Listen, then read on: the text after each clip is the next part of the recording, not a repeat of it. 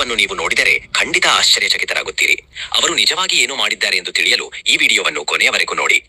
ಕಡಪ ಜಿಲ್ಲೆಯ ಮೈದುಗೂರು ಮಂಡಲಂನ ಚಿನ್ನಯ್ಯಗಾರಿಪಲ್ಲೆ ಗ್ರಾಮದ ಸಮೀಪದಲ್ಲಿ 900 ಅಡಿಗಳ ಎತ್ತರದಲ್ಲಿರುವ ಮುಖಂಡದ ಮೇಲೆ ಅರ್ಜುನನ ಮೊಮ್ಮಗನಾದ ಜನಮೇಜಯನು ಇಲ್ಲಿ ಕಾಣುವ ಶಿವಲಿಂಗವನ್ನು ಪ್ರತಿಷ್ಠಾಪಿಸಿ ಪೂಜೆ ಸಲ್ಲಿಸಿದ್ದನು. ಅಂದಿನಿಂದ ಇಲ್ಲಿನ ಶಿವನು ಮುಕ್ಕಂಟಿ ಮಲ್ಲೇಶ್ವರ ಸ್ವಾಮಿಯಾಗಿ ಪೂಜಿಸಲ್ಪಡುತ್ತಿದ್ದಾನೆ ಎಂದು ಪುರಾಣಗಳು ಹೇಳುತ್ತವೆ. ಇಂತಹ ಪ್ರಾಚೀನ ಇತಿಹಾಸವನ್ನು ಹೊಂದಿರುವ ಈ ದೇವಾಲಯಕ್ಕೆ ಭಕ್ತರು ಬರಲು ಸರಿಯಾದ ದಾರಿ ಇಲ್ಲದೆ ಈ ದೇವಾಲಯವು ಮರೆಯಾಗುತ್ತಿರುವ ಸಮಯದಲ್ಲಿ ಚಿನ್ನಯ್ಯಗಾರಿಪಲ್ಲೆ ಗ್ರಾಮದ ರೈತರು ಒಂದು ಅದ್ಭುತವನ್ನು ಮಾಡಿದರು. ಆ ಅದ್ಭುತವೇನೆಂದರೆ, ಕೆಲವು ದಾನಿಗಳ ಸಹಾಯದಿಂದ ಬಂದ 4 ಟ್ರ್ಯಾಕ್ಟರ್ಗಳನ್ನು ಬೇರ್ಪಡಿಸಿ ಆ ಬಿಡಿಭಾಗಗಳನ್ನು ಬೆಟ್ಟದ ಮೇಲೆ ಹೊತ್ತುಕೊಂಡು ಹೋಗಿ ಅಲ್ಲಿ ಮತ್ತೆ ಜೋಡಿಸಿ 900 ಅಡಿ ಎತ್ತರದ ಬೆಟ್ಟದ ಮೇಲೆ ರೈಲು ಹಳಿಗಳಂತಹ ರಚನೆಯನ್ನೇ ತಯಾರಿಸಿದರು.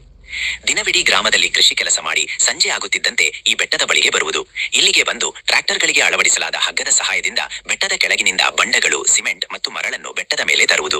ಹೀಗೆ ಕಳೆದ 5 ವರ್ಷಗಳಿಂದ ಹಗಲು ರಾತ್ರಿ ಶ್ರಮಿಸಿ ಬೆಟ್ಟದ ಮೇಲೆ ಈ ಮೊದಲು ಹೀಗಿದ್ದ ದಾರಿಯನ್ನು ಈಗ 1350 ಮೆಟ್ಟಿಲುಗಳಿರುವ ಹೊಸ ದಾರಿಯಾಗಿ ಅತ್ಯಂತ ಅದ್ಭುತವಾಗಿ ನಿರ್ಮಿಸಿದ್ದಾರೆ.